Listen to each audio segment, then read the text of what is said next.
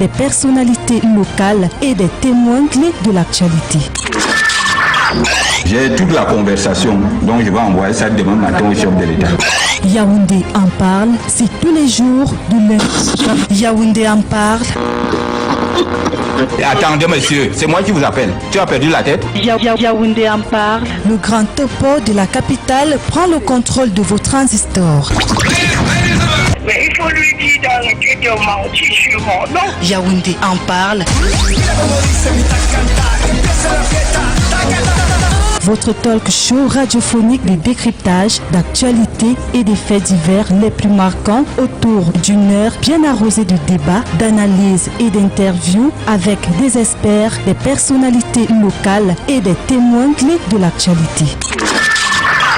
J'ai toute la conversation, donc je vais envoyer ça demain matin au chef de l'État. Yaoundé en parle, c'est tous les jours du lundi à vendredi, 12h, 13h. Il faut donc faire ça vite.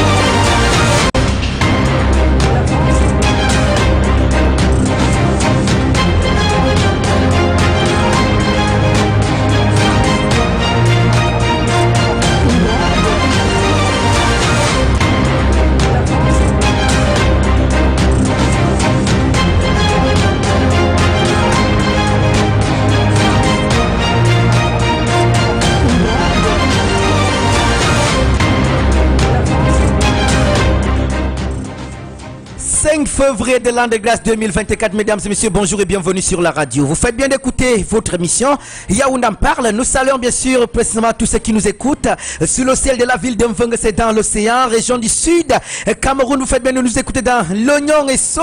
Bonjour à tous ceux qui nous écoutent depuis Mbalmayo, c'est bien sûr le centre. On va penser à tous ceux qui nous écoutent, mesdames et messieurs, dans l'allée qui est plus précisément dans un beau petit village appelé Village Emana. Si vous êtes à Obala ou encore à Monatélé, alors bon, à Okola, vous faites bien d'écouter la radio. Yaoundé en parle s'installe. Question bien sûr de décrypter l'actualité. Question de revenir sur cette substance informationnelle, mesdames et messieurs, qui a marqué bien sûr le Cameroun pendant le week-end. On va saluer tous ceux qui nous écoutent dans l'Oignon et Foumou. Bonjour. Bonjour à toute la population de Mora. Si vous êtes, mesdames et messieurs, à l'Est Cameroun, c'est à Bertois ou encore dans un arrondissement appelé Angossas, je vous adresse un bonjour ce matin. Le même bonjour sera tout simplement adressé à tous ceux qui nous écoutent ici même à Yaoundé, précisément au quartier Messamanogo. Je salue, oui, c'est un aîné, c'est un grand frère, oui, il s'appelle le docteur Nestor Patrice Nkwa, bien sûr, c'est le conseiller de la commune d'Mvung, pour ne pas dire de la mairie d'Mvung, c'est chez moi.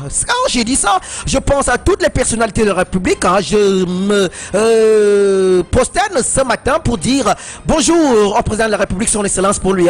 Merci bien de nous retrouver, surtout de nous renouveler votre confiance.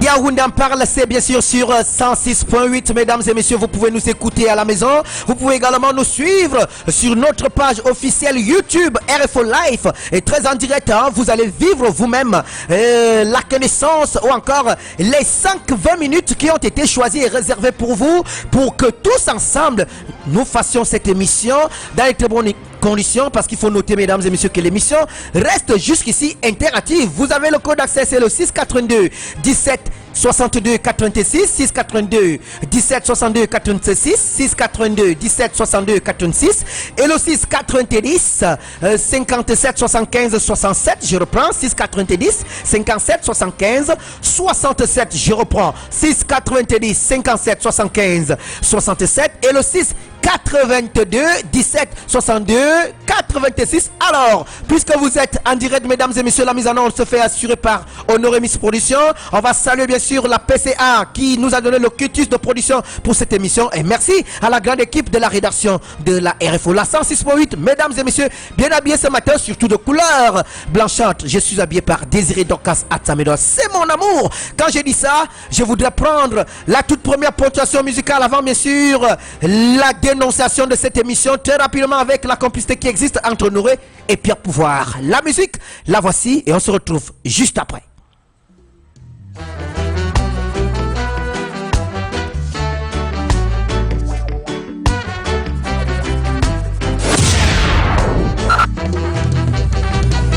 Ils ont partagé le monde. Rien ne m'étonne. Rien ne m'étonne. Rien ne m'étonne. Ils ont partagé le monde. Rien ne m'étonne.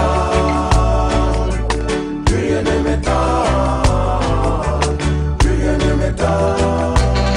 Si tu me laisses la Tchétchénie, moi je te laisse l'Arménie.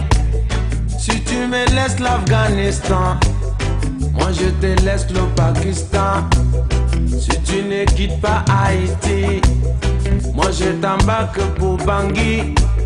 Si tu m'aides à bombarder l'Irak, moi je t'arrange le Kurdistan. Ils ont partagé le monde. Rien ne m'étonne. RFO, Rien ne m'étonne. RFO, RFO, votre radio. Ils ont partagé le monde. Rien ne m'étonne. La radio de tous les instants.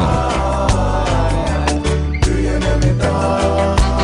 Si tu me laisses l'uranium, moi je te laisse l'aluminium. Si tu me laisses tes gisements, moi je t'aide à chasser les talibans. Si tu me donnes beaucoup de blé, moi je fais la guerre à tes côtés. Si tu me laisses extraire ton or, moi je t'aide à mettre le général dehors. Ils ont partagé le monde. Rien ne Yaoundé en parle, vous écoutez donc cette musique qui refait vivre, hein, bien sûr, parce que nous nous rappelons dans les années antérieures cet artiste ivoirien qui faisait bien sûr la fierté de tout le continent noir ou encore de tout le monde en général. Vous faites donc bien de nous écouter très rapidement. Oui, je dis bien, c'est le 682 17 62 86, le 690 57 75 67. Vous faites bien d'écouter la radio, j'y reprends. 682 17 62 86, le 690 57 75 67. On va saluer Miguel qui certainement nous écoute depuis Hawaï Scalier. Nous passons bien sûr à notre auditeur Achille sous le ciel de Yaoundé, notre ami Lune ou encore Aïcha qui nous écoute quelque part sur le ciel d'Odja. Je pense à tous nos amis bien sûr depuis l'entrée Auberge Bleue. Si vous êtes dans le petit secteur Petit Marché, recevez le bonjour de Pierre Pouvoir. Vous êtes bien sûr au Carrefour Afrique en ce moment, à Terre Promise ou en Kolda. Vous nous écoutez de part et d'autre du côté de Borno 12. Si vous êtes à la plaque LMB à Blondo, vous êtes mesdames et messieurs les bienvenus. Dans le cadre de cette émission, nous parlons de tout et de rien, hein. Et surtout n'oubliez pas, puisque le Cameroun aujourd'hui traverse des situations peu critiques, hein, on va tout simplement, mesdames et messieurs, donner donc la latitude à tous ceux-là qui nous écoutent de réagir. C'est une émission interactive. Nous n'avons pas de panélistes ce matin, mais nous faisons cette émission avec vous, auditeurs. Il s'agit là d'une émission interactive. 682 17 62 86, le 690 50 75 67, 690 57 75 67. Très rapidement, on prend une autre ponctuation musicale. J'espère que la technique a réservé très rapidement. Question bien sûr de recharger, de vous permettre de recharger vos téléphones afin de contribuer. Vous avez d'abord une dénonciation à faire. Vous passez sur la 6, la 106.8 ou encore le 6 82 17 62 86 et le 6 90 57 75 67. Bonjour à ceux qui nous écoutent depuis Obamongola, depuis Sam, depuis Foulane. Oh, nos amis de Foulane, nous pensons à vous ce matin. Nos amis bien sûr du Carrefour Sam, bonjour. Bonjour à ceux qui nous écoutent depuis Obili ou encore le petit secteur appelé Biyamassi si vous êtes à Mélène ou encore en Guaïkele. Vous nous écoutez depuis le Carrefour Emia. On va penser à toute la population de Mokolo, celle bien sûr d'un Colbison, du Carrefour Mek ou encore de Yomabang. Si vous faites bien d'écouter la fréquence, mesdames et messieurs depuis Tinga. Bonjour, bonjour à tous ceux qui nous écoutent depuis la briqueterie. On va saluer tous ceux qui nous écoutent depuis Lonkar, depuis Olembe, depuis Emana, Fougeron, la ville de Soie. Vous faites bien d'écouter. Votre émission, c'est Yaoundé en parle.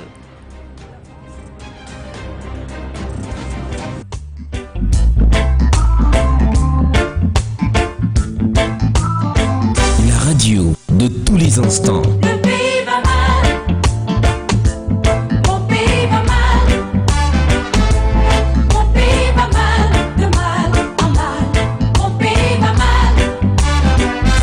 Ne parlez pas de nordistes, ni des sudistes. Mais aujourd'hui, tout est gâté. L'armée est divisée. Les étudiants sont divisés. La société est divisée. RFO, RFO, marché votre radio. Oh Lord, mon pays va mal. Mon pays va mal. Mon pays va mal, va mal, va mal. Mon pays va mal. Avant on ne parlait pas de chrétiens ni de musulmans, mais aujourd'hui ils ont tout gâté. L'armée est divisée. RFO, RFO, votre radio. RFO, La société votre est radio. divisée. Même maman. Voilà, mesdames et messieurs, vous avez donc compris, hein? C'est bien sûr Fakoli l'artiste, hein? C'est bien sûr, hein? Lui, par cette sonorité que nous débutons notre émission ce matin. Et je rappelle à tous ceux-là qui sont bien sûr citoyens camerounais que bien sûr le programme des obsèques du professeur Joseph Ouonas est désormais connu. Il s'agit bien sûr du 15 au 17 du côté du beau village où il est né. C'est bien sûr dans l'arrondissement de Mvongo. Le village s'appelle Akom Bikwe. Si vous êtes à, je dirais, à 7 km, bien sûr, ou 7 ou 8 km de la ville de Mvongo, ou encore de Mvongo Centre, vous entrez à votre droite, à Ebom. Si vous êtes à Ebom Centre, vous entrez à votre droite, vous arrivez immédiatement ou encore tout simplement devant le chez lui. Et c'est par là, bien sûr, que tous, nous nous déporterons, bien sûr, le week-end sur prochain pour aller l'accompagner en digne fils, en roi et surtout à une célébrité qui a marqué l'histoire du Cameroun. Mesdames et messieurs, voilà donc tout simplement l'actu de ce jour, les obsèques du professeur Joseph. On revient donc avec les dénonciations, l'insécurité dans notre pays. Ah oui, je viens encore avec cette affaire qui se déroule du côté bien sûr de la ville de Mbalmayo. Je salue la bravoure des forces de maintien de l'ordre de ce côté, surtout la compagnie de la gendarmerie d'Union et Sceaux qui s'illustre positivement depuis un temps et qui a mis sur pied opération Mbalmayo Clean ou alors Clean Mbalmayo, question de traquer tout les oiseaux de mauvaise augure, question de traquer tous les malfaiteurs, tous les bandits, tous les sorciers, je veux dire, tous ceux qui ont choisi une certaine vie de facilité. Alors, merci à vous depuis Mbalmayo. Continuez sur cette lignée. Le Cameroun en a besoin, bien sûr, des institutions de ce genre. Et je dis merci à votre hiérarchie qui a d'ailleurs facilité l'accès à cette opération, qui a facilité, bien sûr, l'existence, bien sûr, de cette opération Mbalmayo Clean. Vous avez tout notre soutien depuis la cité capitale, depuis le quartier Messamendongo, depuis la ville de Yaoundé. Alors, de la même façon que nous félicitons, mesdames et messieurs, ceux-là de Mbalmayo, nous interpellons aussi ceux de la ville, bien sûr, de Yaoundé, qui, à un moment, se font un tout petit peu la tête. Pourquoi et comment comprendre qu'une dame qui emprunte, bien sûr, un taxi, elle est à bord avec, bien sûr, le taximan, et ce taximan se permet, bien sûr, d'agresser cette dernière, vraiment, sans que les forces de maintien de l'ordre ne fassent quelque chose.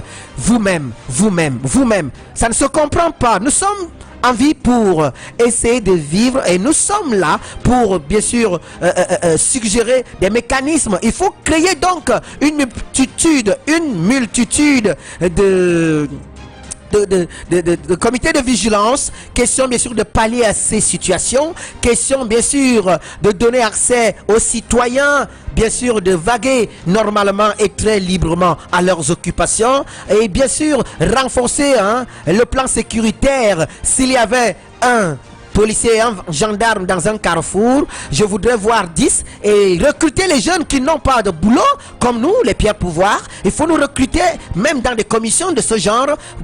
Permettez à ce que nous mettions sur pied des équipes qui veilleront bien sûr à ce genre de choses. Alors, il est donc important, vous qui écoutez bien sûr cette émission Yaound en parle, de dénoncer tout ce que vous subissez comme abus, de dénoncer tout ce que vous subissez comme agression, comme viol, comme mauvaise ingérence, bref, tout ce qui n'est pas agréable, oui, selon la constitution camerounaise, il est donc temps, au travers de cette émission Yaoundé en parle, de réagir et surtout de dénoncer. L'instant est donc réservé, mesdames et messieurs, en composant le 682 17 62 86, le 690 57 75 67, 690 57 75 67 et le 682 17 62 86. Vous écoutez votre émission et c'est Yaoundé en parle, mesdames et messieurs. Tout à l'heure, l'émission va prendre une autre envergure puisque ça se passe bien et surtout dans des très bonnes conditions. On prend le générique et on se retrouve, mesdames et messieurs.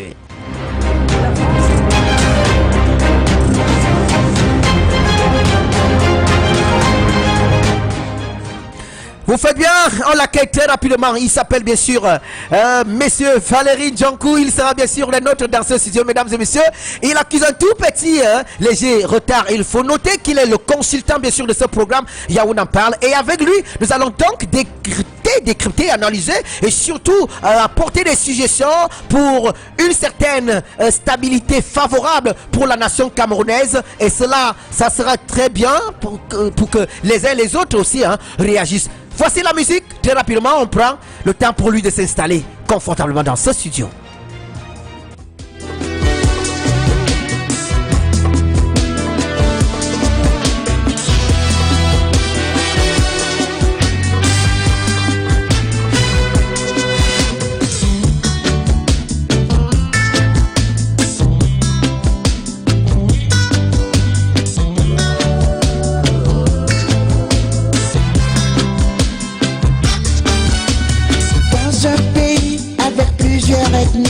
Quand une seule ethnie monopolise le pouvoir pendant plusieurs décennies et impose sa suprématie, tôt ou tard, ce sera la guerre civile.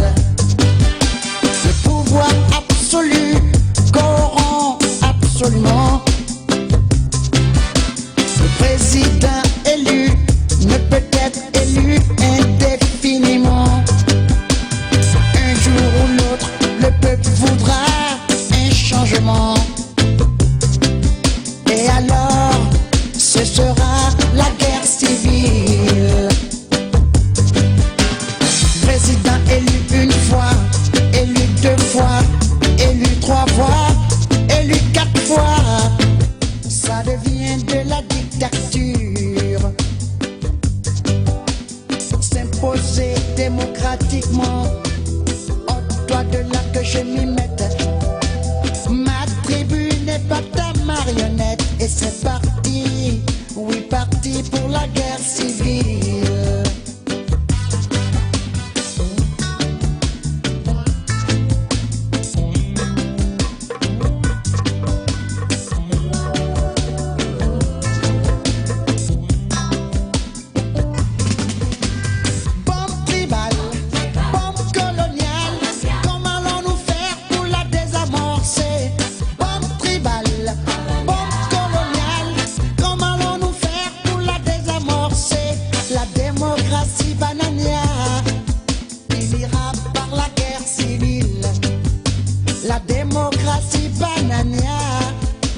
RFO, je t'adore. RFO, votre radio. Comment allons-nous faire pour la désamorcer? Bombe tribale, bombe coloniale. Comment allons-nous faire pour la désamorcer? La démocratie bananière, il ira par la guerre civile. La démocratie bananière, il ira par la guerre civile. La démocratie bananière pour les républiques bananières. La démocratie bananière pour les républiques bananières.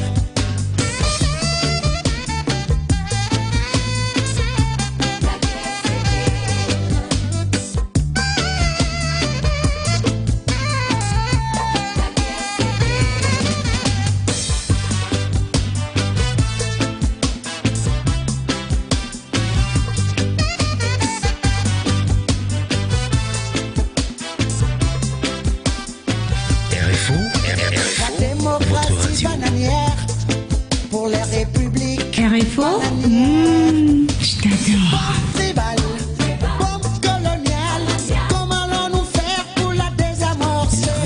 Bombe tribal, bombe coloniale, comment allons-nous faire pour la désamorcer? La démocratie bananière finira par la guerre civile. La démocratie bananière finira par la guerre civile. La démocratie bananière pour les républiques bananières.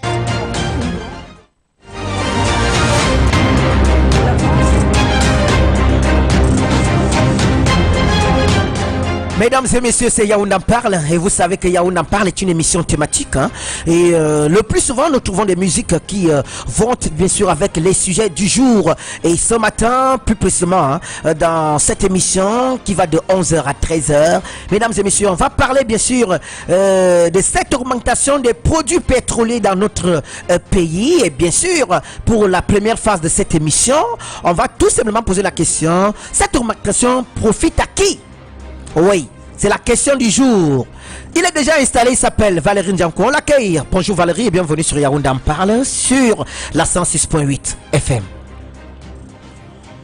Bien, merci mon cher Pouvoir. Bonjour. Bonjour également à la grande équipe technique qui nous accompagne ce matin. Je voudrais également adresser un très grand bonjour à tous vos millions d'auditeurs. C'est vrai que cela fait un bon moment. Bien sûr. Je n'ai pas été présent sur ce plateau. Alors pour des raisons que vous n'ignorez pas du tout. Bien, je suis très heureux. Vous savez qu'à chaque fois que l'honneur m'a fait, n'est-ce pas, d'intervenir, d'être des vôtres sur ce plateau, ça a toujours été un plaisir. Et je suis une fois de plus content, honoré d'être là et j'espère une fois de plus être à la hauteur des attentes de vos millions d'auditeurs. D'accord, vous avez certainement une dénonciation à faire ce matin. Non, la dénonciation, c'est vrai que elle n'est pas forcément du jour, mais elle reste complètement d'actualité. Vous savez que le Cameroun a pris l'habitude, ou alors les Camerounais ont pris l'habitude de se moquer un tout petit peu de ce pays. Et cela continue de se produire, de se passer. Vous vous souvenez que nous venons d'être humiliés, parce que je préfère appeler ça une humiliation, du côté de la Côte d'Ivoire. Oui. Et c'est le drapeau camerounais, c'est tout un pays, c'est toute une nation qui a été représentée et qui a subi cette humiliation. Que moi je qualifie de moquerie, parce que pour moi j'estime que ceux qui ont eu la charge de représenter le Cameroun de ce côté, notamment dans la compétition de la Coupe d'Afrique des Nations. Alors je crois que tout cela ont brillé, ont fait montre d'une très grande moquerie de la part de tout le peuple camerounais. Je dis bien tout le monde, tous ceux qui étaient chargés de représenter le Cameroun, aussi bien partant des joueurs, des acteurs, des joueurs, du staff technique, l'encadrement avec toutes les autorités qui ont eu la charge d'accompagner, de conduire cette équipe. Ça a été dans une humiliation, un choc pour les Camerounais et on se pose la question, jusqu'à quand des personnes continueront à se moquer des Camerounais? Quand on sait toute la mobilisation et tous les moyens qui sont mis à disposition, et que les uns et les autres se comportent comme s'ils défendaient les couleurs d'un pays qui n'est pas qui n'a rien à voir avec leur pays. Donc je dis, il faut quand même prendre un peu du recul, il faut se poser des bonnes questions, comme disait l'autre, se poser des bonnes questions et prendre des bonnes décisions pour le football ou encore le sport, et rien que pour le sport. Donc c'est un carton que j'adresse aujourd'hui à toutes les structures et les acteurs en charge du football au Cameroun. Merci beaucoup Valérie Ndiankou, mesdames et messieurs. Je rappelle que c'est un acteur de la société civile. Il a aussi un tout petit peu fait des beaux jours dans ce domaine, le football. Et aujourd'hui, mesdames et messieurs, il répond sur les questions qui lui seront d'ailleurs adressées. Et rassurez-vous, je pense, parce que là il faut le souligner ici, avec conviction, qui sera à la hauteur. Vous faites bien d'écouter la radio. Vous avez le 6 82 17 62 86, le 6 et 90 57 64. 15 67 pour les appels en direct. Et bien sûr, le 6 98 17 29 82 pour les SMS. Et oui, la toute première réaction est surtout sur la thématique première du jour, parce que la seconde, c'est à la seconde manche de cette émission, parce qu'à 12h, nous prendrons bien sûr le journal présenté par Lauriane Minko. Mais entre-temps, on va décrypter l'actualité avec Valérie Ndjonkou. Et vous également à la maison, nous parlons là des augmentations ou encore de l'augmentation des produits pétroliers. Le litre de carburant qui est passé de 730 au Cameroun à 840 francs. Alors, nous posons donc la question ce matin. Un pays comme le nôtre où il n'y a pas le travail, un pays où il n'y a que des viols, des agressions, un pays où la sphère bien sûr des sectes a bel et bien pris, c'est bien installé, un pays où la jeunesse est en train de chercher par tous les moyens, question de faire quelque chose malgré tout ce qui est dans la tête, la jeunesse qui se verse dans l'agriculture, un pays où les vieillards ont pris possession bien sûr de tous les postes de responsabilité, un pays où les riches ont réservé les places et les postes pour leurs enfants, un pays où rien n'est recadré. Ils vont jusqu'à encore, je dis bien, augmenter le carburant, ce carburant qui pouvait permettre à l'homme mototaximène, à cet employé du privé de se déployer facilement dans son bureau ou encore dans son travail. Alors, vous l'augmentez encore, pas jusqu'à 800, vous ajoutez encore 40 francs. Pensez-vous que c'est normal? Alors, je pose donc la question ce matin. Ces augmentations profitent à qui? Vous qui nous écoutez à la maison, vous avez le 6 82 17 62 86 et le 6 90 57 75 67 pour les appels, je dis bien en direct, et bien sûr pour contribuer à l'émission par SMS, c'est sur le 6 98 17 29 82. Valérie Ndjonkou, qu'est-ce que ça vous fait d'entendre qu'on a augmenté le carburant? Alors, comme tout Camerounais, je dirais que c'est un choc. C'est un choc parce qu'il ne faut pas se mentir. Il ne faut pas venir là sur un studio, sur un plateau aussi sérieux comme celui-ci et n'est-ce pas, raconter de n'importe quoi. Donc c'est un choc en réalité comme Camerounais, ça il faut le dire. Le Camerounais lambda, le commun du mortel, lorsqu'il entend parler d'une augmentation des prix du carburant, c'est un choc. Pourquoi? Parce que vous savez, même lorsque vous n'avez pas mené des études, des grandes études, oui, vous pouvez comprendre un certain nombre de choses. Vous savez que lorsqu'on vous dit que le prix du carburant a augmenté, même pour celui qui n'achète pas ou alors qui ne paye pas le carburant, il doit au moins se dire, bon, si le carburant augmente, cela veut dire que les petits moyens de déplacement, c'est-à-dire que le taxi que j'emprunte tous les jours, ou encore la petite moto que j'emprunte tous les jours, forcément il y aura un coût.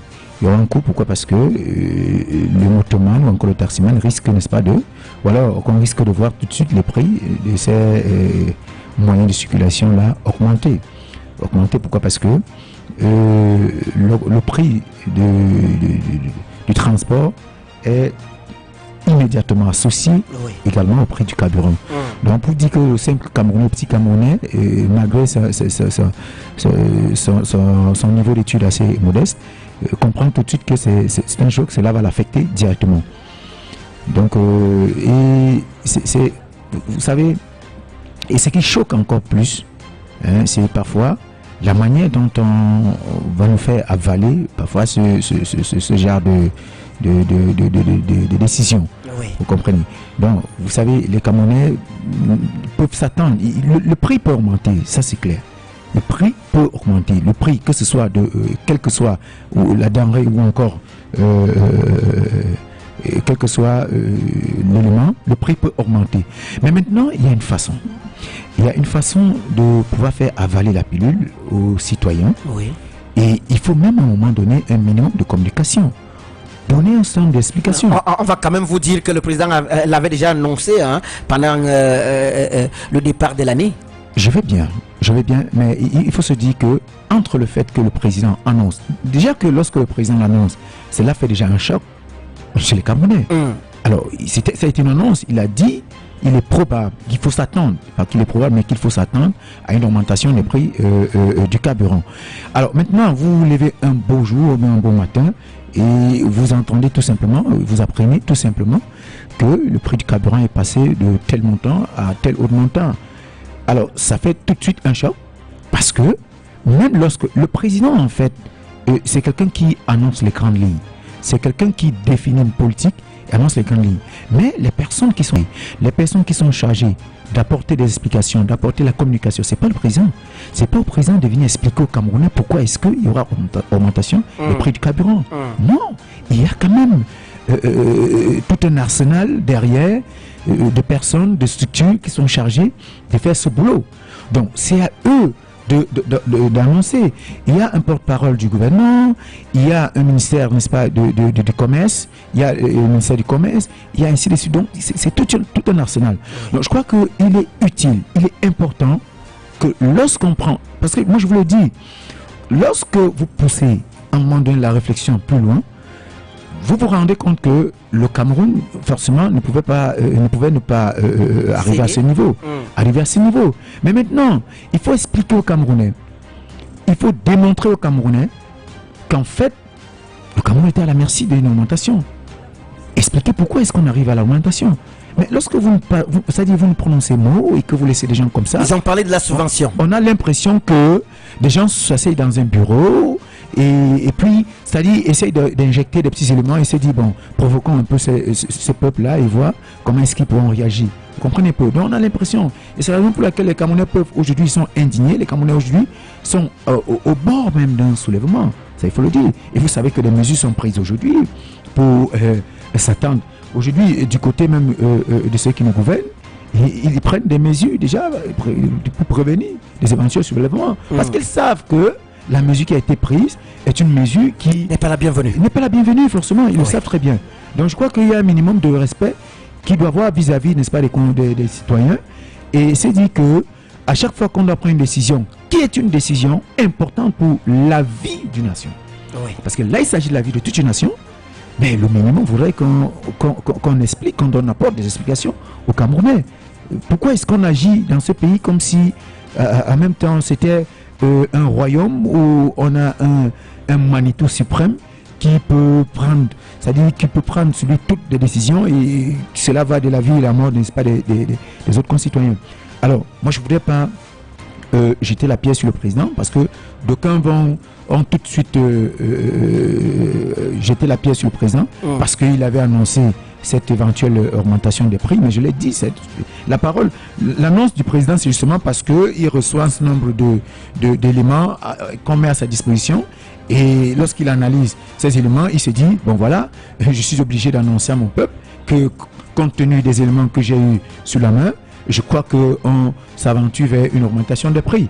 Maintenant, il y a donc cette bagatelle, cet arsenal d'institutions, cet arsenal, n'est-ce pas, de personnes qui sont chargés d'implémenter la politique, qui sont chargés d'apporter des explications. Il y a des éléments, des experts techniques qui sont chargés d'apporter des explications, qui doivent donc faire ce travail vis-à-vis des citoyens afin d'apaiser, tout simplement. Vous savez que lorsque ce serait toujours un choc. Oui. Mais lorsque vous avez au moins une explication, vous pouvez comprendre et cela peut apaiser un tout petit peu. Et les gens peuvent même se préparer à recevoir, n'est-ce pas, à recevoir cela. Mais lorsque les Camerounais sont préparés à rien, mais vous vous levez un matin, vous annoncez tout simplement. Il faut préparer parce que ce n'est pas une surprise. Pour ceux qui nous dirigent, cette augmentation n'est pas une surprise. On l'a vu venir. Alors on aurait dû préparer les Camerounais à recevoir, à accueillir cette augmentation, cette nouvelle. Les gens auront pu prendre un certain nombre de mesures. Les gens auront pu se préparer à cela. Mais quand vous venez là comme ça, brusquer des gens avec de telles nouvelles, donc voilà, il faut faire attention. Le Cameroun brille encore une fois de plus là par une gouvernance à la buscade, comme je l'ai toujours dit. Alors, comment comprendre qu'un État comme le nôtre, qui est sauvagement riche souterrainement, continue jusqu'ici à acheter les produits pétroliers chez les Occidentaux? Non, vous savez que c'est une question assez pertinente. c'est une incongruité. C'est une incongruité tout de suite, on l'a toujours dit, cela ne date pas d'aujourd'hui. Vous parlez par exemple du pétrole. Bien sûr. Le Cameroun regorge du pétrole. Il y a du pétrole au Cameroun. Mais sauf que le pétrole même que le Cameroun produit, il n'a même pas la capacité de transformer ce pétrole. C'est un pétrole qui est transformé ailleurs. C'est une grosse incongruité quand même. Vous avez une structure comme la Sonara, qui est une structure nationale, qui est basée sur le territoire, mais qui est incapable de transformer le pétrole national. Et qu'on est obligé d'importer le pétrole, d'acheter le pétrole venant d'ailleurs. Et que notre pétrole soit transformé ailleurs. C'est-à-dire qu'on prend du pétrole, on produit, on va le transformer ailleurs et on vient vous revendre, n'est-ce pas, ce pétrole à des prix exorbitants. Et cela crée donc ce déséquilibre sur le plan de la balance commerciale, comme cela est le cas avec d'autres produits d'ailleurs. Donc pour vous dire que on était arrivé quand même à une phase où on devrait, il y a très longtemps, se poser des bonnes questions et prendre, n'est-ce pas, prendre des bonnes mesures pour le bien-être du Cameroun. Mais une fois de plus, on a l'impression, parce que je crois qu'avec l'accident qui était arrivé au niveau de la Sonara, on devrait déjà arriver à un dépassement de cette structure, c'est-à-dire que recueillir, refonder la Sonara et aller sur de nouvelles bases, sur également un processus ou alors un projet qui voudrait que la Sonara désormais transforme le pétrole produit au Cameroun. Je crois que c'est vers là qu'on doit tendre. C'est à ce niveau qu'on doit réfléchir. Alors, vous avez, je vous ai dit, au Cameroun est une terre très riche. On a du gaz qui est exploité. Au Cameroun. Vous savez que la structure Rodeo Corporate exploite du gaz au Cameroun. Vous avez plein de gaz dans la localité de Dorbassi-Lorbaba. Ce sont des zones très riches en gaz naturel. Un gaz, comme je vous l'ai dit, est exploité par la société Rodeo Corporate. Alors, qu'est-ce qu'il en est? Quel est le rapport qu'on fait au Cameroun de l'exploitation de ces gaz-là ou encore de ce pétrole? On a toujours taxé l'exploitation du pétrole comme étant faisant partie de ce qu'ils ont, de ce que de compte ont appelé la caisse noire, c'est-à-dire qu'on n'a pas de communication en ce qui concerne l'exploitation du pétrole, en ce qui concerne même l'exploitation du gaz au Cameroun. Donc, mais il faut quand même dire que on vit aujourd'hui une situation qui ne dépend pas forcément du Cameroun. Oui, vous savez que c'est une pression. Le Cameroun, aujourd'hui, avec cette augmentation qui fait jaser beaucoup de bouches, cela vient du fait tout simplement que le Cameroun a une pression de la part des organismes internationaux. Vous savez, et vous avez la question, je crois que c'est même le centre de, votre question sur à qui profite l'augmentation des prix au Cameroun. Mais je crois qu'il faut aller là se poser la question à qui profitait déjà cette non-augmentation des prix. Alors, la pression des institutions financières internationales vient du fait que ces institutions estiment que, vous savez, le Cameroun a quand même eu la chance de voir le carburant et d'autres produits pétroliers subventionnés par l'État. Et le président le disait, le rappelait encore dans son discours de fin d'année, 31. En 2023, on était encore, en 2022, on était dans les 1000 milliards de subventions de l'État. Ça a été revu à 650 à 640 millions en l'année 2023. Et 164, quelque chose comme ça. Voilà, en l'année 2023. Et aujourd'hui, on tend encore à cette baisse, n'est-ce pas, de la subvention. Donc, l'objectif est de baisser la subvention du pétrole. Et pour donc baisser, forcément, on voit le prix augmenter. Alors, je disais donc que cette pression des institutions financières internationales vient du fait qu'elles estiment que le prix de la subvention, n'est-ce pas, de ces produits pétroliers, notamment le carburant, profiterait à des couches sociales les plus aisées. Alors, il savait donc que l'intention de ces organismes... Les plus aisés, vous dites? Oui. Cette subvention profite aux couches sociales les plus aisées. Ça, c'est la logique, n'est-ce pas, venant des institutions financières internationales, notamment le FMI. Et vous savez que la grosse pression que le Cameroun a eue vient du FMI, bien sûr, qui en 2023, encore une fois déboursé, je crois que c'était 43 milliards, encore une fois de plus de subventions à l'État du Cameroun. Alors il y a donc cette pression, parce que le Cameroun vit depuis avec le gendarme FMI à la queue, qui frappe à la porte. Et il est obligé, à un moment donné, de céder à cela. C'est une pression internationale, et que le Cameroun, parce que le Cameroun est en mauvaise posture, parce que on va vous prendre une autre explication, viendra du fait que on cherche à rééquilibrer, n'est-ce pas, à trouver un équilibre budgétaire au Cameroun, parce que notamment, pour que le Cameroun continue de subventionner, il y a donc ce déséquilibre avec le Trésor, parce que nous sommes en manque de capitaux. Oui, parce que nous sommes en manque de capitaux. Et pour donc trouver un équilibre budgétaire, il faut donc annuler, il faut donc rabaisser cette subvention. Et pour rabaisser cette subvention, forcément, le Cameroun a la merci de l'augmentation des prix. Et je tiens même justement à rappeler, lorsque vous faites une analyse un peu plus poussée, je crois que ce ne serait pas la dernière augmentation. Oui, en année 2025, on doit s'attendre à une autre augmentation. Ça s'annonce encore? Oui, on doit s'attendre à une autre augmentation en année 2025. Ça, il faut le dire aux Camerounais, il faut qu'on soit préparé. Et c'est la raison pour laquelle moi j'accuse un peu ceux qui nous gouvernent. Parce qu'en fait, ce sont des gens, on a des experts qui savent effectivement qu'on va arriver à ce niveau. Et je crois donc qu'il y a c'est-à-dire il faut faire une sorte de préparation psychologique. Il faut préparer les Camerounais à recevoir, à accepter, à accueillir. On vit dans un monde qui n'est que adaptation. Mais on ne peut pas s'adapter si on n'est pas préparé à ce qui arrive. Il faut préparer les Camerounais pour prévoir et pour, n'est-ce pas, s'inscrire dans une logique d'adaptation. D'accord. Il y a un SMS qui arrive à l'instant qui dit la hausse du prix du carburant est de trop. Les populations vont vivre comment? Les gens ont les bons de carburant et autres. Ils s'en foutent de nous. Ils peuvent même mettre le prix à 1500. Ils n'ont rien à foutre de nous. Vous suivez un peu le message. Il faut noter que le message nous vient tout simplement du président du CNJC dans le département de l'Océan, Marcel Boris Mbarga, qui estime bel et bien que cette augmentation n'avait pas encore sa place parce que le Cameroun est fait bien sûr de plusieurs catégories de personnes, les riches et les pauvres. Et nous qui ne sommes pas alors riches, ça veut dire qu'on devrait tout simplement mourir, puisque les riches ont déjà leur bon de carburant. Il peut aller avec son bon de 10 000 et faire son plein. Bon bref, c'est un peu ça. Une autre question, avant bien sûr d'attendre Lauriane Minko qui sera là pour les informations.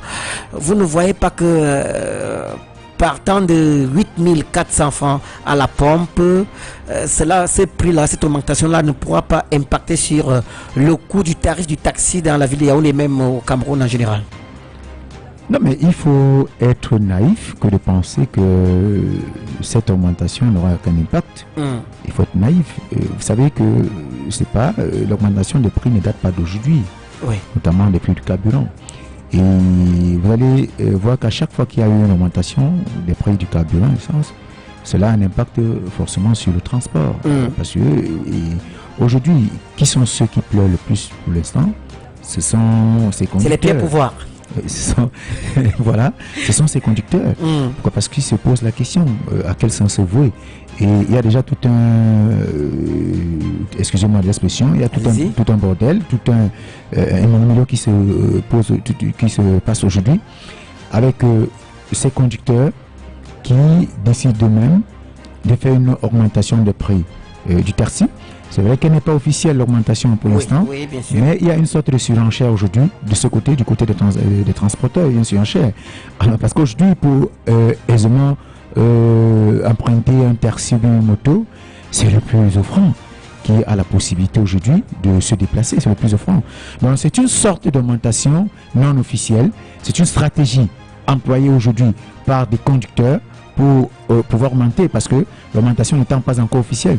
Mais on doit s'attendre à une éventuelle négociation entre les syndicats des transporteurs et l'État du Cameroun dans une logique, pour une sorte, n'est-ce pas, d'augmentation des prix du transport. Ça, c'est et c'est la raison pour laquelle moi je dis, je préfère que les Camerounais commencent à se préparer dès maintenant pour s'attendre à une augmentation des prix du transport. Alors, si les choses peuvent être managées, peuvent être bien managées par l'État et on n'en arrive pas à ce niveau. Mais il est difficile quand on sait comment est-ce qu'on a souvent procédé au niveau du côté de l'État.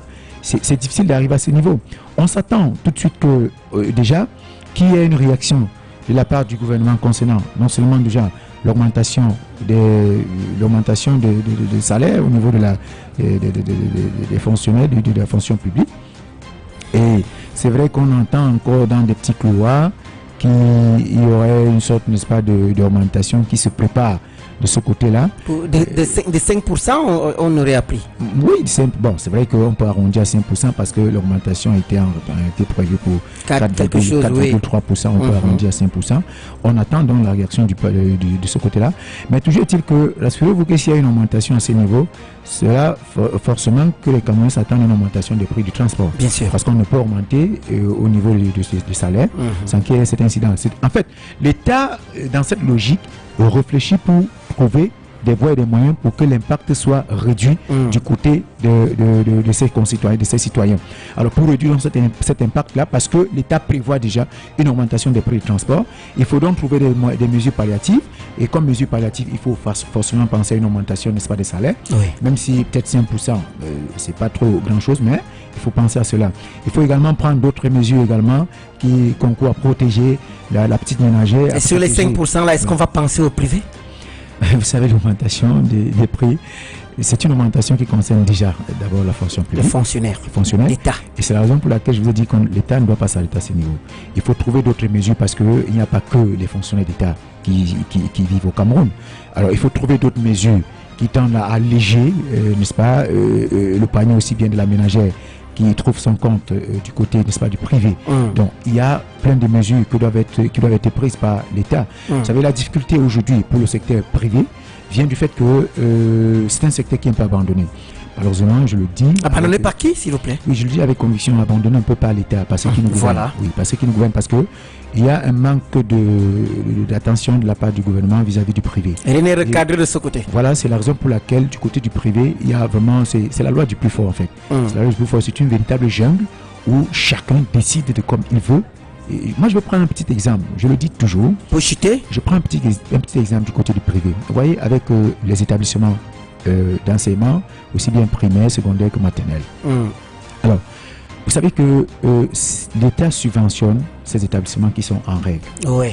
L'État subventionne. Bien sûr. Cela dit, dans les thèses de l'État, et je mets à défi quiconque, l'État a cette possibilité, a ce droit de regard, a cette possibilité de négocier avec ses promoteurs afin, même pour la fixation des prix, des salaires de ses employés. Bien sûr. Mais sauf que l'État ne dit non. Rien. L'État abandonne carrément ces secteurs et on a donc, moi je les appelle vraiment encore des voyous, qu'on appelle promoteurs, promoteurs des établissements et autres, qui traitent les Camerounais comme du n'importe quoi. Et tout simplement parce que l'État abandonne. Et quand vous avez donc ce type d'augmentation des prix du carburant, des prix du transport, et que vous allez dans le secteur privé et personne ne dit mot, et que vous n'avez même pas une sorte d'augmentation à ce niveau, et que je dis non, on vit dans un pays à double mesure. L'État devrait donc trouver des moyens pour penser également à ceux qui s'investissent dans le secteur privé afin que on se retrouve dans une situation d'équilibre juste. Merci beaucoup Valérie Jankou, la continuité de notre émission Yaoundé en parle. La seconde manche, c'est juste après le journal. Dans quelques instants, mesdames et messieurs, recevons bien sûr Lauriane Minko pour les informations de la mi-journée sur la 106.8. Vous faites bien d'écouter la radio. Si vous voulez encore contribuer, il faut tout simplement revenir par SMS sur le 698 17 29 82 698 17 29 82 et revenir par appel sur le 682 17 62 86 et le 690 57 75 67 juste après le journal. On retrouve bien sûr celle qui coordonne l'information sur la radio.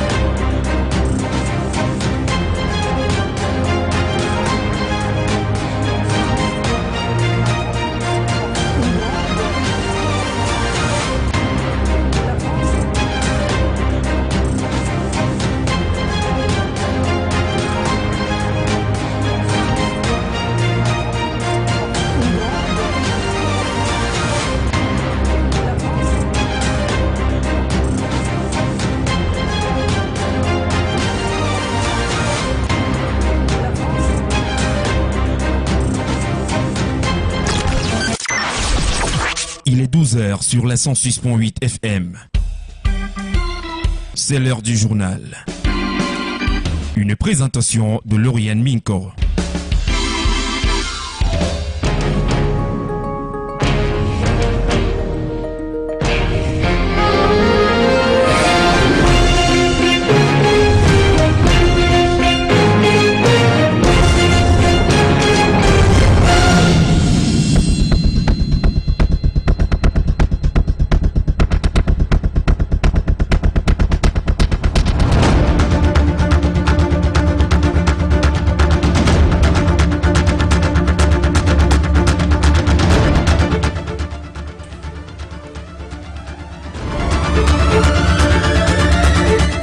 Mesdames, Messieurs, bonjour et bienvenue au journal.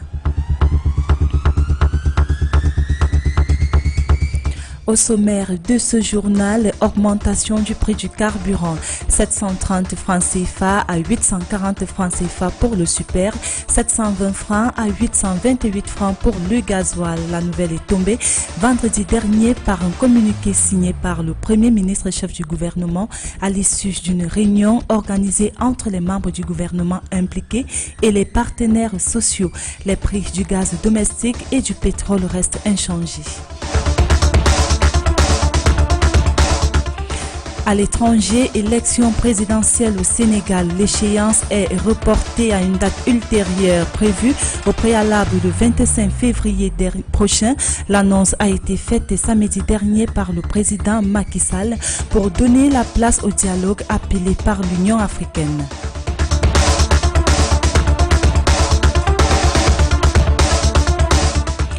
En sport, CAN Total Énergie, Côte d'Ivoire 2023.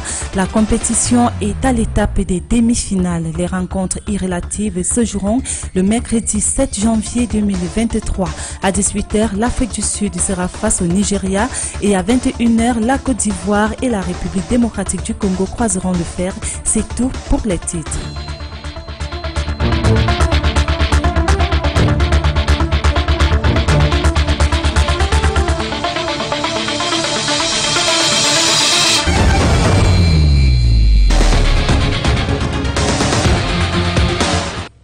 Mesdames, Messieurs, une fois de plus, bienvenue au journal. Comme annoncé en titre, les prix à la pompe repartent à la hausse.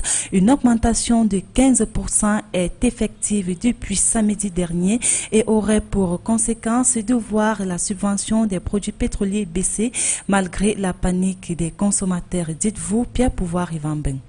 Dévançant Ligan dans l'eau, comme le dit le proverbe burkinabé, le président camerounais a dû admettre lors de son discours de la Saint-Sylvestre une possible hausse nationale des tarifs à la pompe.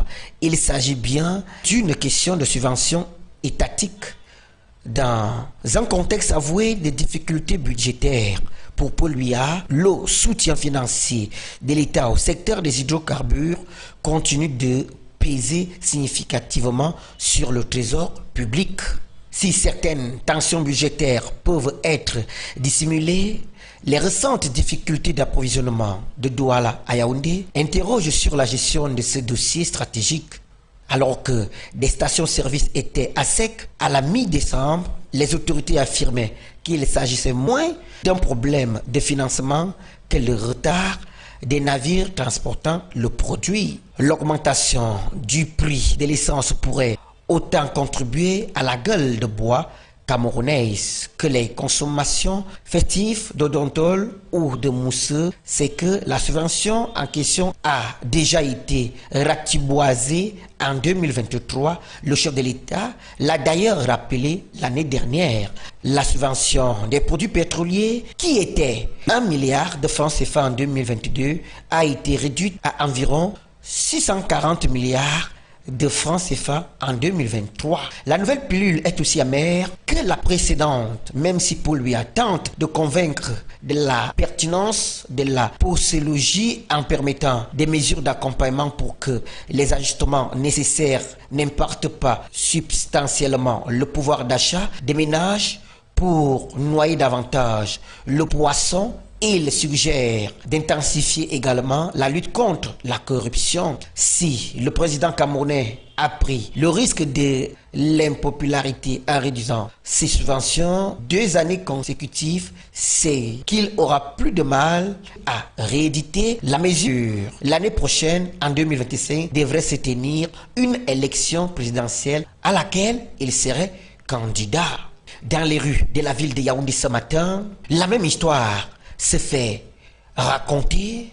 La hausse du carburant vient une fois de plus frapper la société. D'aucuns estiment que sans travail ni salaire, est-ce qu'on pourra vivre au moment où le carburant s'est vu à la hausse? À partir de 730 à 840, le constat laisse à croire que seuls les riches se ravitailleront à la pompe, car une minorité de personnes n'ayant pas le travail ou encore de salaire mensuel ne pourra plus résister à ce prix et faire un feedback au village. Fête de la jeunesse 2024, les activités en prélude à la 58e édition se poursuivent. Le gouverneur de la région de la Damawa, Kildadi Tagui Keboukar, a conduit une marche sportive samedi dernier avec les populations de la ville de Ngaoundéry dans le but de préserver l'unité nationale. La ministre de l'Habitat et du Développement urbain Célestine Ketia-Cortez est à Maroua, dans l'extrême nord, pour une visite de travail et de 3 jours après avoir été satisfaite hier par le chantier des drains. Aujourd'hui, elle va apprécier la qualité des ouvrages dans le cadre de la réhabilitation des routes dégradées. En perspective, Conseil constitutionnel, la date de la cérémonie de prestation de serment est officielle pour les nouveaux membres. Les professeurs Adolphe Minkwaché et Aaron Logo Belek officieront désormais au Conseil constitutionnel dès le 5 mars prochain. Rôle et mission de cette institution, c'est avec vous, Pierre Pouvoir et Van Ben. Le 5 mars prochain marque une date cruciale dans le calendrier politique, alors que l'Assemblée nationale et le Sénat se réuniront pour la prestation de serment des 2 nouveaux membres du Conseil constitutionnel. Adolphe Minkwase et Aaron Logmombelek s'apprêtent à jouer un rôle essentiel dans la préservation de l'ordre constitutionnel de notre pays. L'annonce de cette cérémonie solennelle souligne l'importance que revêt la nomination de nouveaux membres au sein du Conseil constitutionnel, l'organe clé chargé de veiller à la conformité des lois avec la Constitution. La prestation de serment représente un engagement formel envers la justice, la transparence et le respect des principes fondamentaux qui guident la nation.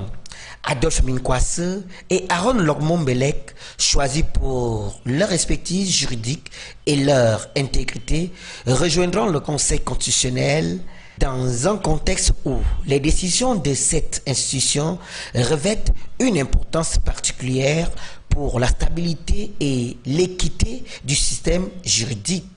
La présence de ces nouveaux membres soulève également des attentes quant à leur contribution à l'interprétation et à la protection de la Constitution. Leur prestation de serment sera suivie de près par la population et les observateurs politiques, chacun anticipant l'influence positive qu'ils pourraient avoir sur les décisions cruciales qui façonneront le futur juridique du pays. L'événement du 5 mars donc constitue une occasion pour le pays de renforcer son engagement envers l'État de droit et la démocratie. La cérémonie symbolise la continuité de l'évolution démocratique et le respect des constitutions qui sont le pilier d'une nation prospère et équitable. Alors que les regards se tournent vers cette prestation de serment, l'espoir réside dans la capacité des nouveaux membres à porter haut les valeurs constitutionnelles, grandissant ainsi une contribution significative au renforcement de la démocratie et à la préservation des droits fondamentaux du citoyen dans notre pays.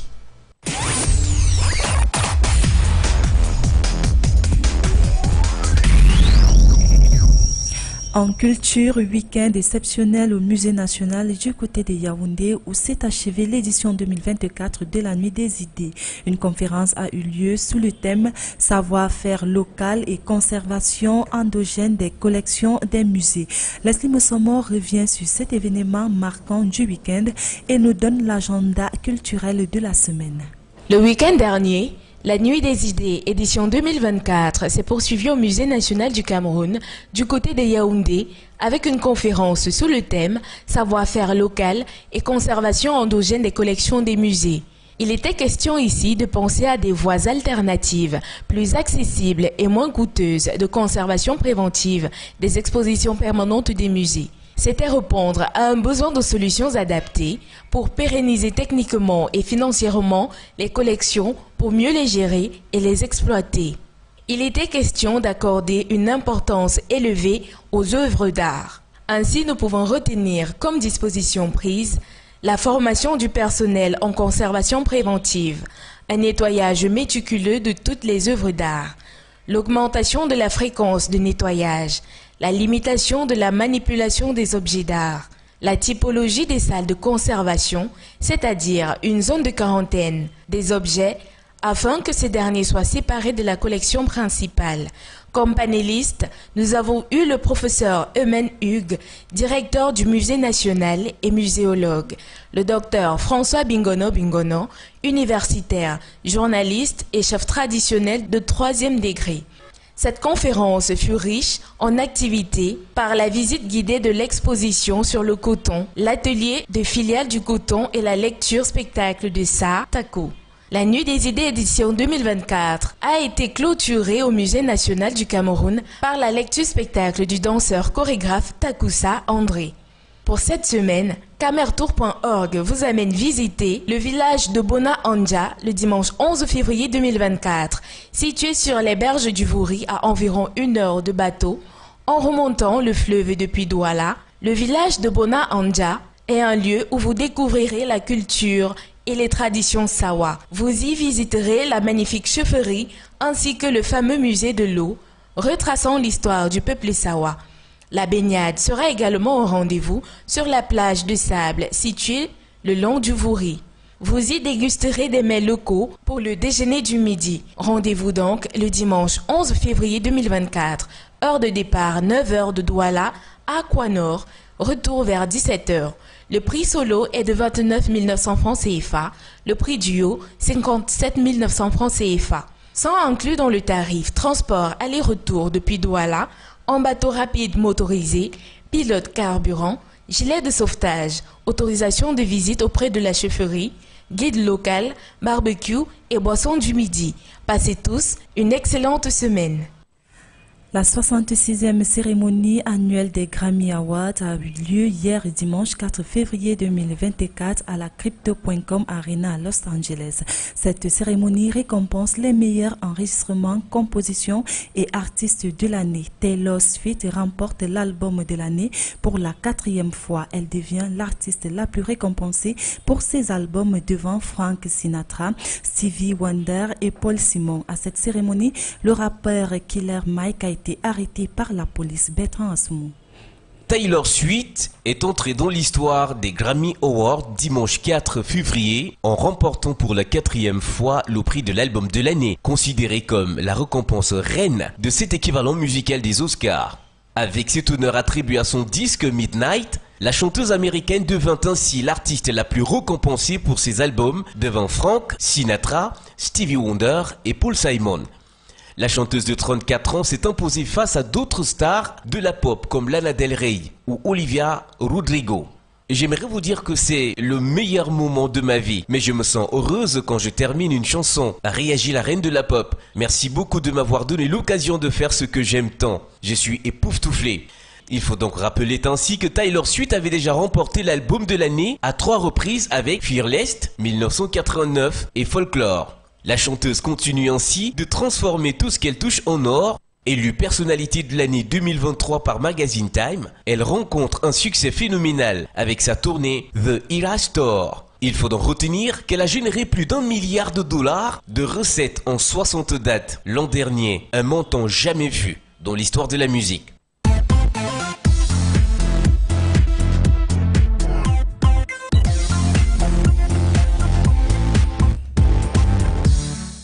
À l'étranger, présidentielle reportée au Sénégal, l'Union africaine appelle au dialogue. Le président Macky Sall a annoncé samedi dernier, quelques heures avant l'ouverture de la campagne électorale, avoir signé un décret ajournant la présidentielle qui devrait avoir lieu le 25 février. Bertrand Assoumou. Le président de la Commission de l'Union africaine, Moussa Faki Mahamat, a appelé ce lundi 5 février les Sénégalais à régler leurs différends politiques par la concertation, l'entente et le dialogue après les tensions et les violences provoquées par le report de l'élection présidentielle. Exprimant sa préoccupation sur le report annoncé samedi par le président Macky Sall, il demande aux autorités d'organiser dans les meilleurs délais les élections dans la transparence, la paix et la concorde nationale dans un communiqué publié ce matin. Des heures ont éclaté dimanche dans la capitale, Dakar, entre forces de sécurité et manifestants mobilisés à l'appel de l'opposition contre la décision du chef de l'État. Les forces de l'ordre ont procédé à de nombreuses arrestations selon les opposants et dispersé plusieurs manifestants à l'aide de grenades lacrymogènes. Macky Sall a annoncé samedi, quelques heures avant l'ouverture de la campagne électorale, avoir signé un décret ajournant la présidentielle qui devrait avoir lieu le 25 février prochain. L'annonce a soulevé un tollé et fait craindre un accès de fièvre dans un pays réputé être un îlot de stabilité en Afrique de l'Ouest, mais qui a traversé différents épisodes de troubles meurtriers depuis 2001. Sortons de cette actualité tout en rappelant que c'est la première fois depuis 1963 qu'une présidentielle au suffrage universel direct est reportée au Sénégal, un pays qui n'a jamais connu de coup d'État, une rareté sur le continent. L'infosport.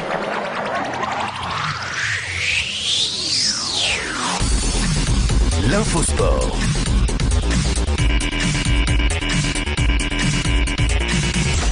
L'infosport.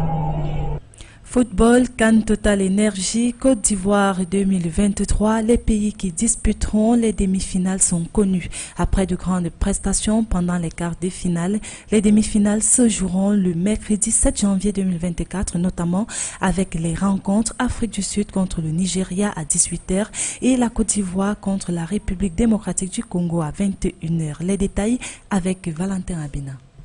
La Coupe d'Afrique des Nations 2023 entre dans sa phase décisive avec les demi-finales passionnantes qui auront lieu le mercredi 7 février 2024. L'excitation est à son comble alors que les 4 équipes restantes se préparent à en découdre pour une place en finale. Le premier match opposera le Nigeria à l'Afrique du Sud à 17h GMT. Ces deux équipes ont montré une forme exceptionnelle tout au long du tournoi et leur affrontement promet d'être intense. Les supporters sont impatients de voir comment ces deux géants du football africain se mesureront l'un à l'autre sur le terrain.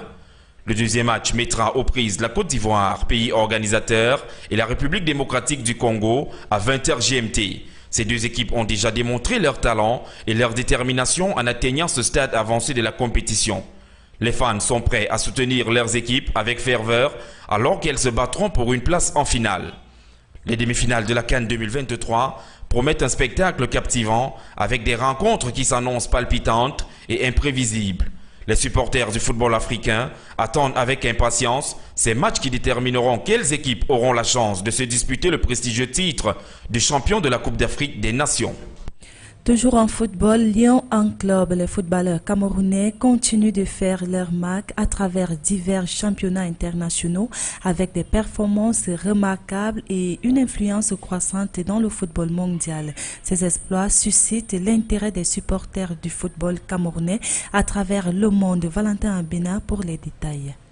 Les footballeurs camerounais continuent de faire leur marque à travers divers championnats internationaux. Karl Eta Eyong a marqué à nouveau pour Cadiz B en Détroit espagnol, marquant ainsi son retour après une blessure.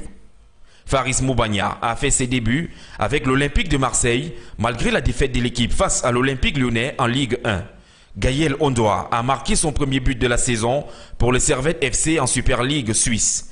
Félix Eboa s'est engagé avec le FK Arda Kardjali en première division bulgare, tandis que Félix Okini est désormais libre de s'engager où il le souhaite après la résiliation de son contrat avec Alcor SC au Qatar. Zamboanguissa a participé au succès du Napoli en Série A, tandis que Jackson Tchatchoua était une nouvelle fois titulaire pour Hellas Vérone. André Onana a contribué à la victoire de Manchester United en Premier League avec un 7e clean sheet de la saison. Didier Lamkel a marqué pour Metz lors de son retour en Lorraine. Et Christian Bassogo est désormais libre après son départ de Shanghai Shenhua. Enfin, Brian Bomo poursuit sa rééducation avec Brentford après une blessure à la cheville droite. Ses performances montrent la présence continue et l'influence des joueurs camerounais dans les championnats internationaux et suscitent l'intérêt des supporters du football camerounais à travers le monde.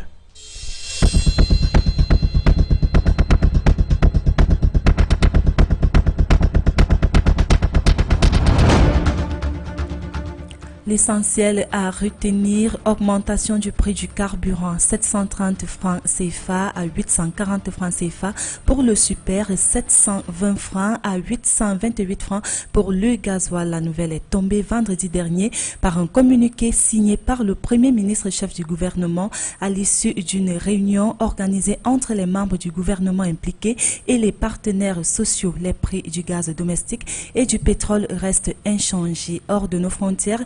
Élection présidentielle au Sénégal, l'échéance est reportée à une date ultérieure. Prévue au préalable le 25 février prochain, l'annonce a été faite samedi dernier par le président Macky Sall pour donner la place au dialogue appelé par l'Union africaine. Enfin, sport football, CAN Total Énergie, Côte d'Ivoire 2023. La compétition est à l'étape des demi-finales. Les rencontres irrelatives se joueront le mercredi 7 janvier 2024 à 18h.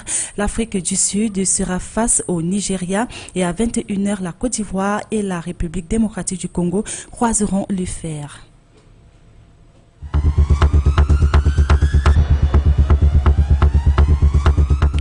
Mesdames, Messieurs, c'est la fin de ce journal qui a bénéficié de la mise en onde de Mr. Jazz. Il a été réalisé par l'ensemble de la rédaction. Yaoundé en parle continue après moi avec Pierre Pouvoir, Yvan Ben. Prochain rendez-vous avec l'actualité, c'est à 13h avec le relais, le journal en relais du Poste national. Très bel après-midi à toutes et à tous.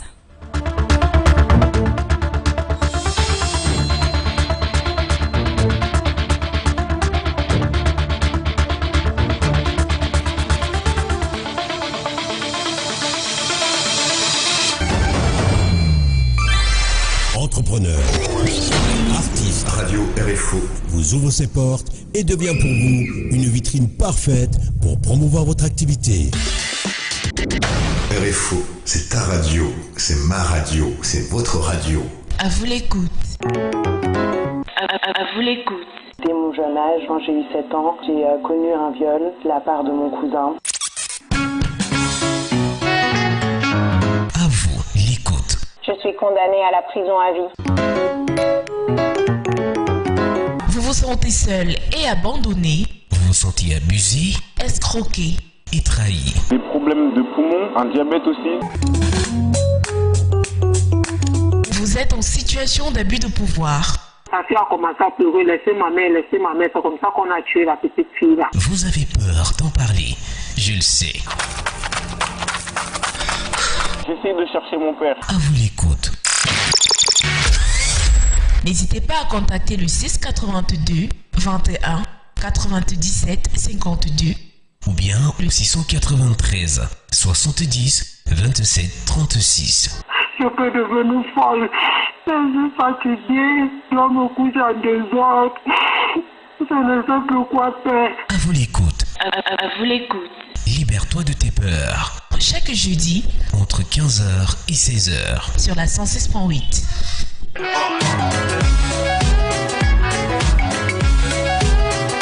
On a marché jusqu'à près de 4 heures. Je suis déjà traumatisée comme vous me voyez là.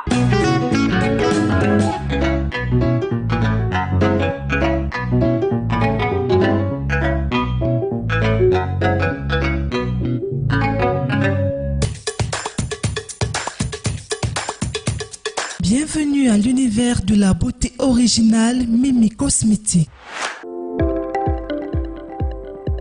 Pour un make-up parfaitement réussi, Mimi Cosmétique vous offre une gamme de produits variés, des rouges à lèvres matifiants, des fonds de teint, des palettes pour sublimer votre regard et bien plus encore. Contactez le 693 70 27 36. Mimi Cosmétique, c'est du chic, c'est de l'élégance et c'est de la sensualité.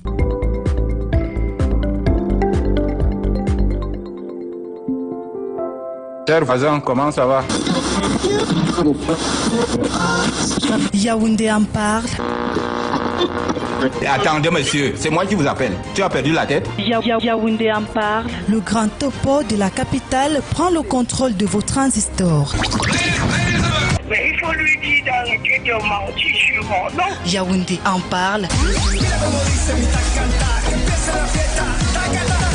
Votre talk show radiophonique de décryptage, d'actualité et des faits divers les plus marquants autour d'une heure bien arrosée de débats, d'analyses et d'interviews avec des experts, des personnalités locales et des témoins clés de l'actualité. J'ai toute la conversation, donc je vais envoyer ça demain matin au chef de l'État. Yaoundé en parle, c'est tous les jours du lundi à vendredi, 12h, 13h. Il faut donc faire ça vite.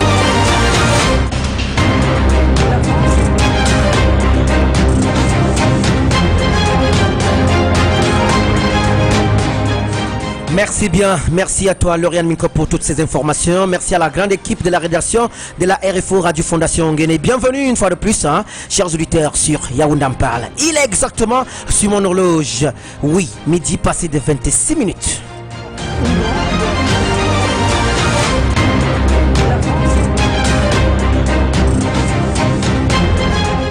Quelques SMS, très rapidement on va les lire. Bonjour, je suis Saïta Josué du quartier Cité de la Paix. Selon moi, nous tendons vers la fin du monde. Le Cameroun figure désormais dans la liste des pays les plus endettés et surtout là où on ne peut pas mieux manger aujourd'hui. Alors que chez nous au village, il y a les terres. Si on a coupé Néo, on a coupé l'eau, c'est maintenant aussi la hausse des prix. Je dirais tout simplement que l'État devrait faire quelque chose le plus rapidement possible pour que les populations ne fassent pas du n'importe quoi.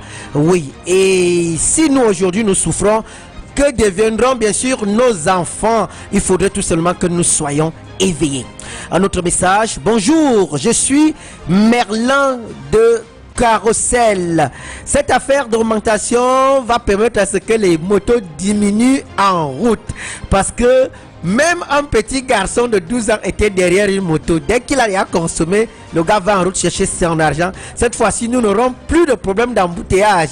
Félicitations à l'État. Oui, on continue avec les messages, mesdames et messieurs. Un autre message qui arrive à l'instant et qui dit bonjour, je pense que Eneo, Camwater et tous ces gens-là, que ce soit qui ou qui, sont tombés d'accord pour que le peuple souffre. Il y a lieu de dire une fois qu'on ne veut pas l'existence des pauvres dans notre pays. Et si on veut donc l'existence des pauvres, qu'on crée au moins les petites entreprises pour employer les pauvres, ceux-là qui n'ont pas eu la chance d'aller loin à l'école, qui n'ont pas approfondi les études. Il sera mieux de mettre sur pied même des structures de l'agriculture, question de les occuper et surtout qu'ils subviennent à leurs petits besoins. C'est Téti depuis Minkan. Minkan, bien sûr, c'est quel Minkan? Minkan d'Odja ou bien Minkan de chez nous. Il n'a pas précisé. Un autre message qui dit bonjour à vous. Pierre Pouvoir, je dis merci à ton panéliste qui a trouvé mieux nous éclaircir parce que l'État, si ce n'est que l'État, voilà, on ne saurait jamais ce pourquoi on a augmenté le carburant. C'est le seul moyen par lequel les Camerounais ou encore les jeunes pouvaient se débrouiller, peut-être avec les motos ou les taxis. Mais aujourd'hui, il est difficile pour un jeune d'aller consommer, surtout s'il a ses 2000. Ça ne cause pas de véritables bénéfices. 2000, c'est comme si tu consommais aujourd'hui 1000 francs. C'est le message de notre ami, oui, Merlin, qui nous envoie cet message, cet SMS. Un autre message qui arrive. Bonjour, je suis Omam. Omam. Je suis Omam depuis quel quartier alors? Je voudrais tout simplement souligner que l'affaire de l'augmentation du carburant là risque de causer d'autres choses. Je croise juste mes bras et j'observe comment ça va se passer. Parce que si rien n'est fait, d'ici la fin d'année de 2004, ceux qui iront aux élections là vont rencontrer l'homme là-bas devant. Merci à toi, notre ami. un autre message qui dit bonjour, je suis Jacob, je pense que rien n'est fait jusqu'ici. Comme il a si bien souligné là, il y aura encore le gaz qui va augmenter. Et si ça s'essaye, c'est alors là que nous tous là, on va seulement manger l'argent du gouvernement coûte que vaille. Par quel moyen, mon frère? Il n'a pas signé. Un autre message qui dit salut la radio, vraiment il faut faire quelque chose, continuer à parler de ça chaque jour. S'ils avaient augmenté à 905 comme prévu là, ça devait être autre chose, mais 840 francs, ce n'est pas tuant. Le pétrole même devait revenir même à 200. Peut-être à partir de là, même avec les rechauds, nos épouses devront préparer dans les jours à venir. C'est bien sûr notre ami qui nous envoie cet SMS sans signer.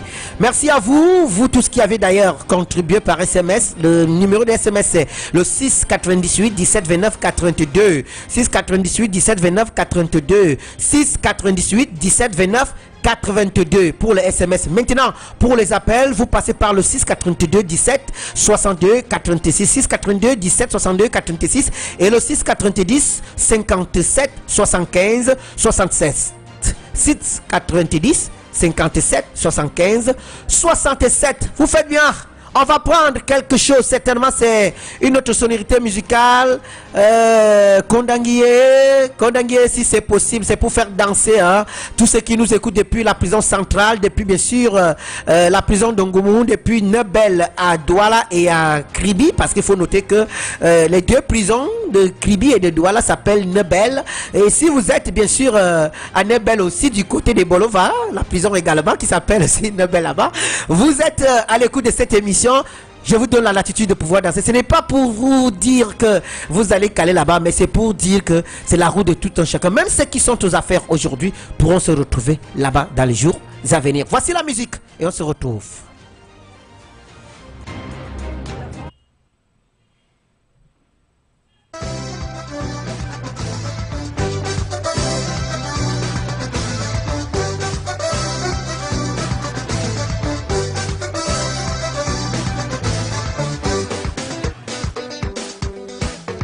Attention Kondengi, Mimical de Kondengi.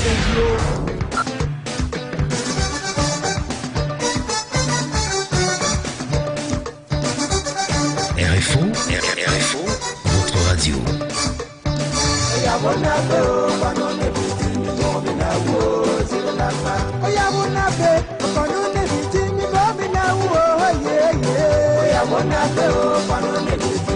RFO, votre radio.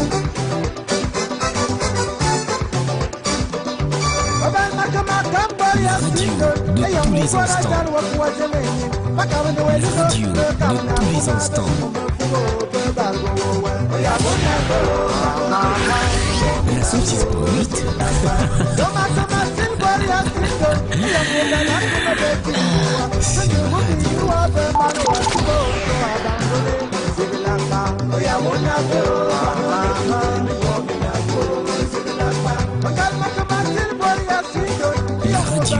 de tous les instants. La radio de tous les instants.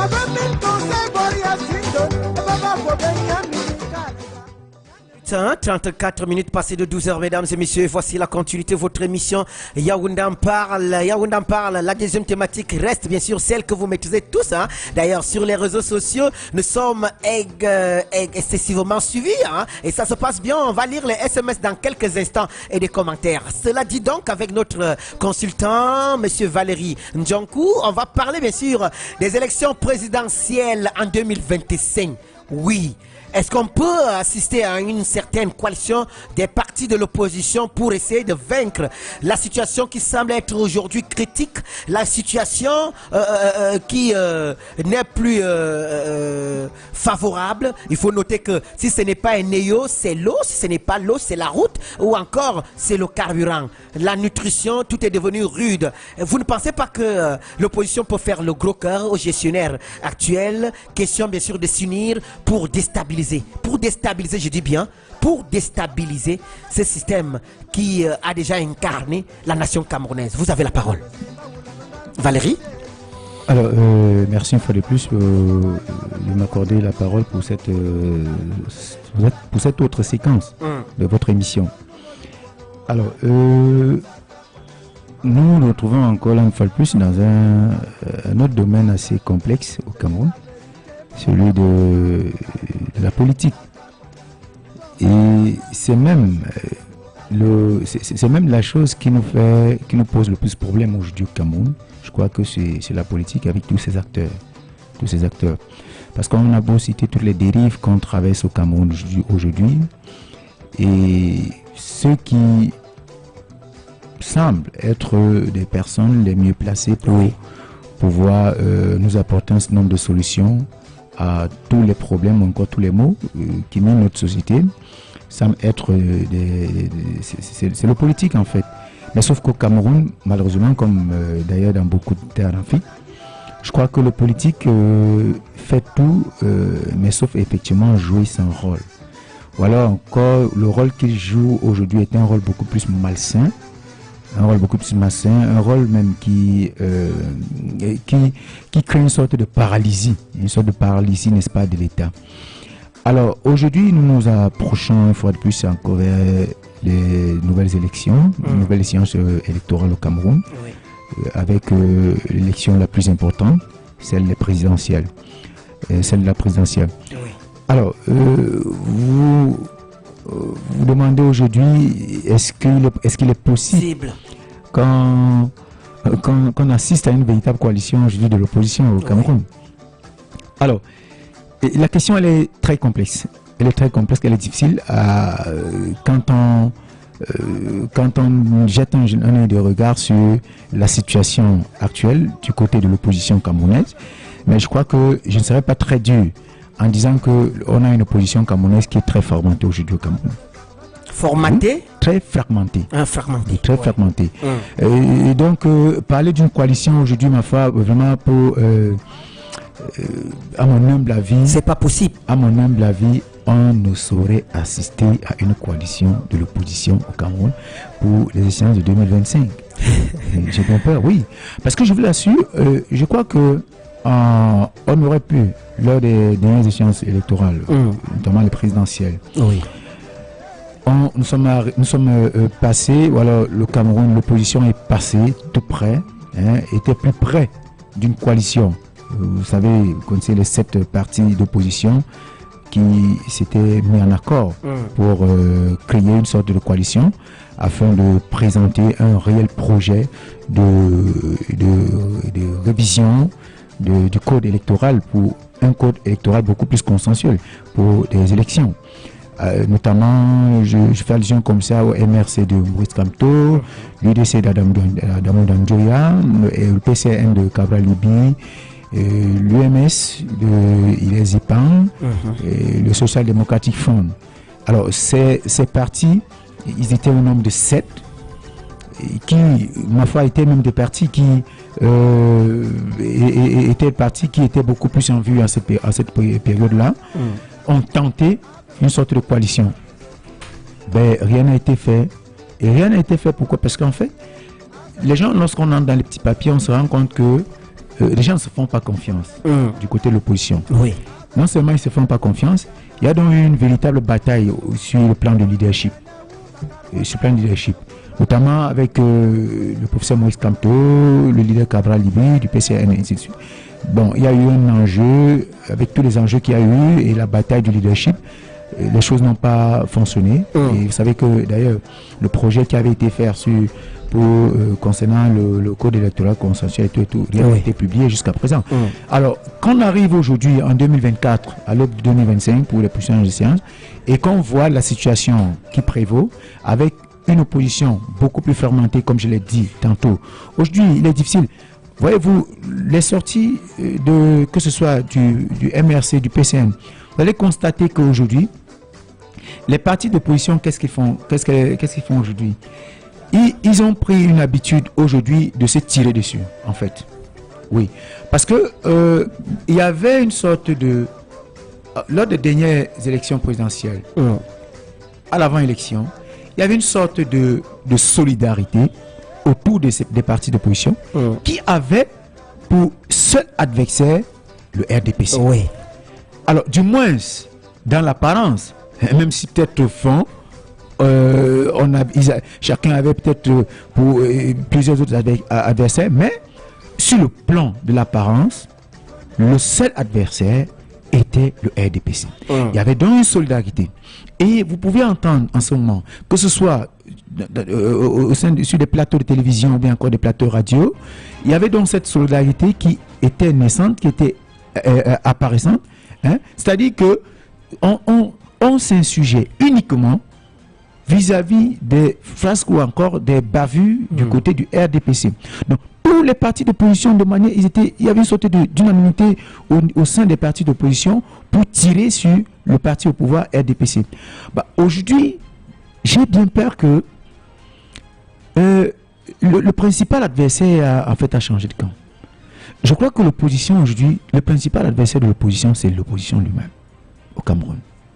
Et c'est la raison pour laquelle vous pouvez constater que une action menée aujourd'hui par le professeur Maurice Kamto, qui est le leader du MRC, est une action qui est autant, c'est-à-dire beaucoup plus décriée aujourd'hui, non pas seulement par le RDPC, mais par les autres partis d'opposition. Mais par d'autres partis d'opposition. Qui, ma foi, ont le même projet. C'est-à-dire qu'ils ont la même gangrène. C'est-à-dire que vivent les mêmes situations. Et peut-être c'est la manière de procéder qui est différente.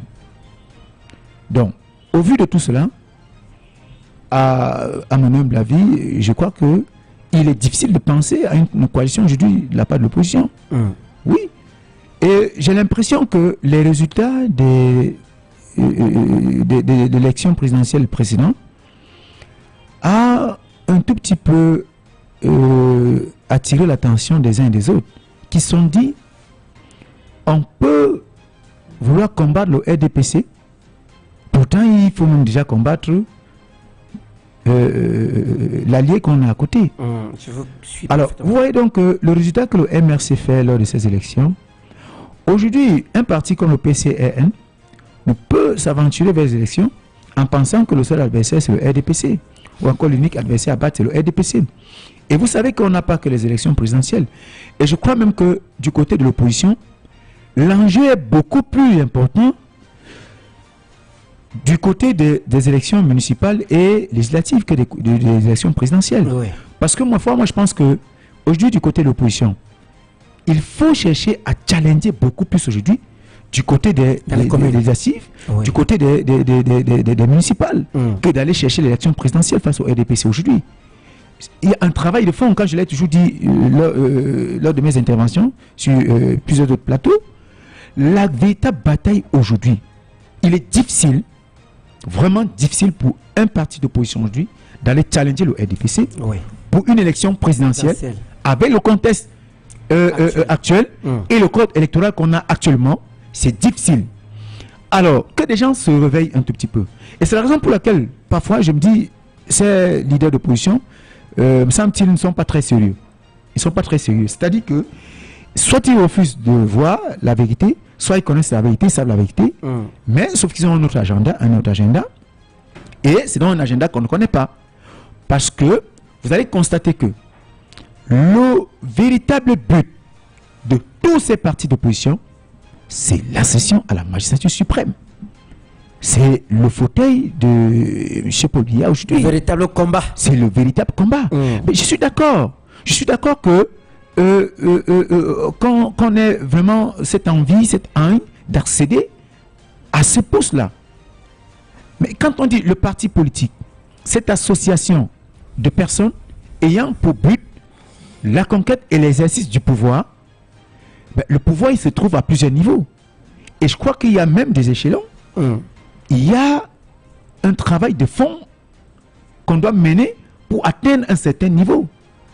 Alors, qu'on se lève aujourd'hui et aller chercher une présidentielle, lorsqu'on n'a rien, quasiment rien, au niveau des législatives, au niveau des municipalités, mais moi je crois que c'est quand même... C'est une erreur très grave. C'est quand même un... C'est-à-dire ce que les enfants appellent le rêve chinois. Ah oui. Donc je crois qu'on doit se remettre en question. L'opposition aujourd'hui doit se remettre en question et se dire, aujourd'hui, on a ce parti État qu'est le RDPC. On a ce parti qui a eu une implantation territoriale dont on n'a pu approuver aujourd'hui. Avec toutes les manœuvres, avec un code électoral que beaucoup, ça dit que vous et moi, nous savons, un code qui a beaucoup de virgules, qui ne sont pas à favoriser ces partis d'opposition. Et le contexte actuel, je crois qu'il est quand même difficile d'aller challenger le président Paul Biya à ce niveau. Maintenant, qu'est-ce qu'il faut faire? Il faut travailler cette implémentation.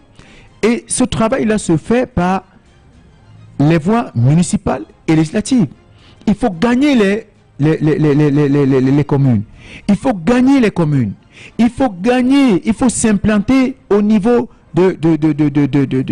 au niveau du palais de verre d'Ngouaikele et même au Sénat. C'est vrai que comme on me dit que bon voilà, il faut déjà avoir cette grande majorité au niveau, n'est-ce pas, il faut déjà avoir cette position assez importante au niveau de présidentiel et autres. Non, ça se travaille.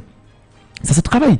Et donc je pense que si à un moment donné au niveau des partis d'opposition, ils avaient vraiment pensé à cela, si le projet, ils avaient vraiment un réel projet et savaient véritablement où ils vont, je crois qu'ils devaient se travailler à ce niveau.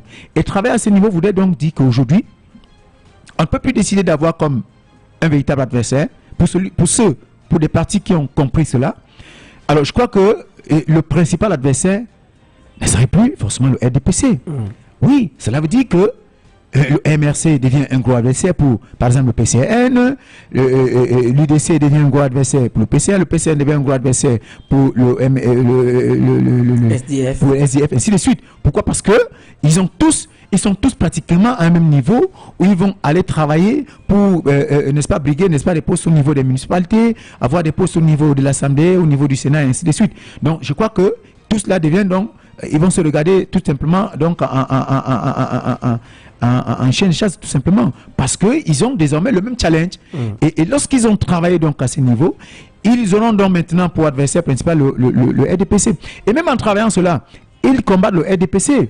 Ils combattent même le RDPC en le faisant, tout simplement. Donc je crois qu'il y a beaucoup à refaire aujourd'hui du côté de l'opposition. Il faut savoir quel est le combat à mener aujourd'hui, quel est le réel combat. Si tant ils ont tout le monde décrit la gouvernance du RDPC aujourd'hui, si tout le monde décrit, cela veut dire que c'est clair que le RDPC, on doit bouger les lignes. On doit retrouver peut-être un autre parti doit peut-être prendre la gouvernance, les règnes, n'est-ce pas, la gouvernance du Cameroun. Alors, si un autre parti doit prendre les règnes, n'est-ce pas, de la gouvernance du Cameroun, on doit tout de même voir le travail qui est fait. On doit tout de même avoir une certaine visibilité de ce parti, de ces partis-là. Et moi, j'ai décrit encore ici, il y a quelque temps, dans l'une de vos émissions, où je faisais mention de ce que, ben voilà, nous sommes dans un pays, une fois de plus, où les partis d'opposition brillent par le silence, et on ne voit ces partis apparaître qu'à l'aube des élections. C'est quand même très compliqué. C'est difficile donc d'aller challenger lorsqu'on a des partis qui disparaissent tout simplement de la circulation et qu'on peut entendre parler de ces partis lorsque peut-être il y a une sortie, il faut entendre parler des partis d'opposition au Cameroun lorsque quelqu'un est décédé, tout simplement. Et c'est en ce moment qu'on se rend compte que il y a un parti qui vit parce qu'on va rendre hommage à quelqu'un qui est décédé. C'est quand même très compliqué, très complexe au Cameroun. On parle quelques SMS. Pour ma part, cette augmentation profite aux gens qui pillent le peuple camerounais depuis des décennies. Les gens qui méprisent le peuple, mais un jour, le peuple va se transcender ses peurs. Le peuple va transcender ses peurs et ça sera la fin. On ne peut pas continuellement marginaliser le peuple et le presser à ce point. Pour la présidentielle, là, l'opposition n'est pas encore assez structurée. Chacun met son ego devant. On ne peut rien attendre de cela. Ils ne sont pas différents des charlatans. C'est le peuple qui peut nous libérer de cette malédiction dans laquelle on vit. C'est notre amour pour le président qui va nous conduire aux abîmes. Une seule chose, allons seulement s'inscrire massivement sur les listes électorales et protégeons nos votes. Et à partir de là, nous espérons bien que les choses vont changer. C'est bien sûr Boris qui revient avec cet SMS. Oui, il y a un très grand message dans cet SMS, je vais dire, autant pour moi. Il y a un bon message à l'endroit des Camerounais, à l'endroit des jeunes. Et c'est justement cette invite du peuple ou alors des jeunes à s'inscrire sur des listes électorales. Oui. Parce que, voyez-vous, c'est très facile de s'asseoir derrière un micro, c'est très facile de s'asseoir derrière un bureau ou encore derrière, ou alors dans son petit salon et décrier le fonctionnement du Cameroun, décrier la gouvernance du RDPC. Il est très facile. Mais une autre chose à faire, c'est de se poser la question, qu'est-ce que je fais à mon niveau pour empêcher le RDPC de continuer avec ses bavures? Qu'est-ce que je fais à mon niveau pour apporter une contribution à la bonne gouvernance au Cameroun? Mais je crois qu'aujourd'hui, c'est le peu qu'on peut faire aujourd'hui, parce que en réalité, il n'y a aucune dépense. C'est pas comme si s'inscrit sur une liste électorale, on demandait de déposer un mandat pour s'inscrire. Du tout.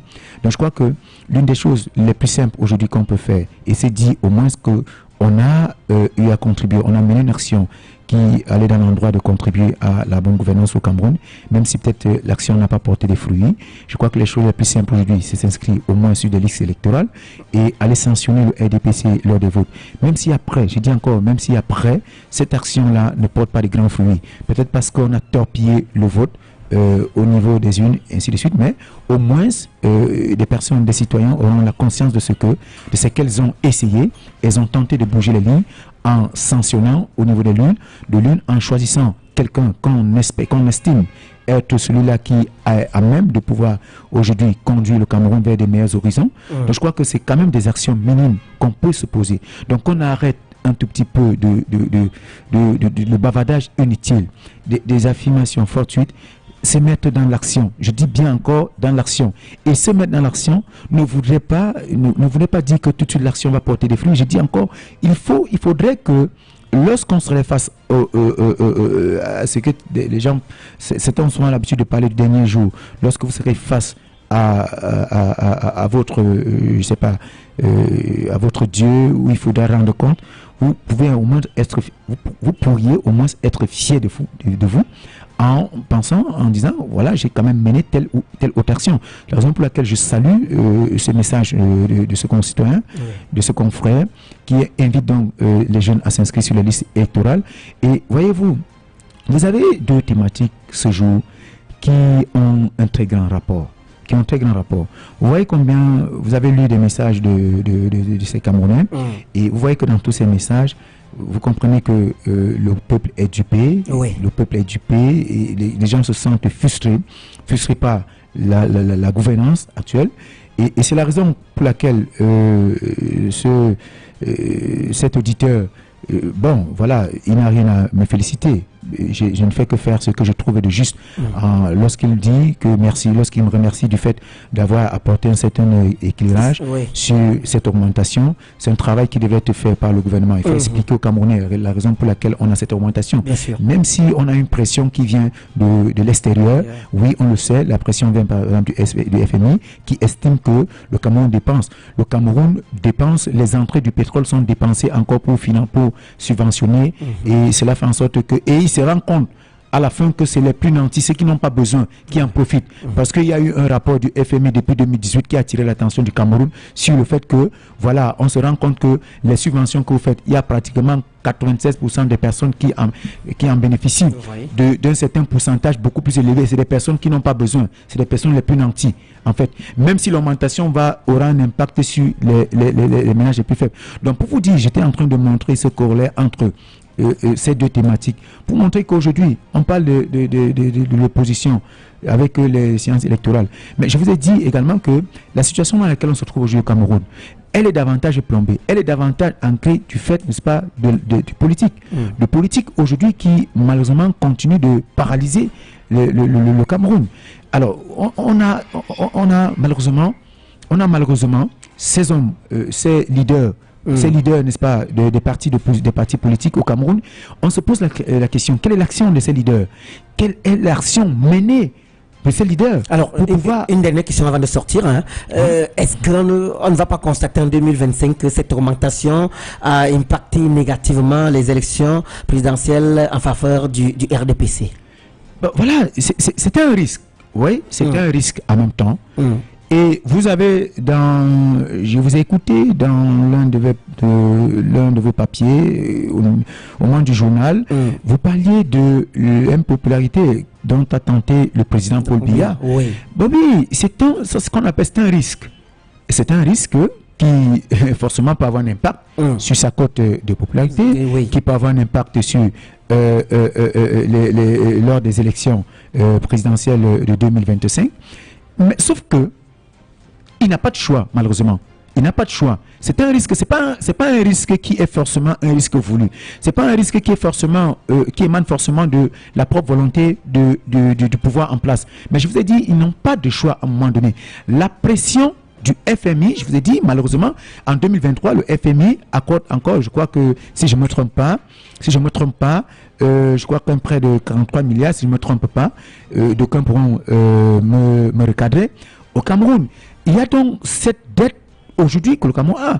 Il est obligé à un moment donné de céder. Il est obligé de céder quand le FMI à un moment donné vous fait comprendre que bon voilà, non seulement vous êtes endetté, mais il y a une mauvaise utilisation des fonds. Il y a une mauvaise utilisation des fonds. Quand le FMI alerte le Cameroun pour faire comprendre que les entrées concernant les produits pétroliers sont utilisées en grande majorité pour les subventions. Et cela crée un risque au niveau d'un déficit, crée un risque même au niveau du budget. Et c'est la raison pour laquelle l'un des objectifs aujourd'hui est également de rééquilibrer l'équilibre budgétaire. Tout simplement, et tout ça fait en sorte que il n'y a pas de volonté. Il n'y a pas de volonté aujourd'hui. Ils sont obligés de passer par là. Nous sommes au terme de notre émission. Mesdames et messieurs, on n'est pas en train de l'interrompre. C'est que l'imposition, comme on dit, nous sommes sous l'imposition, bien sûr.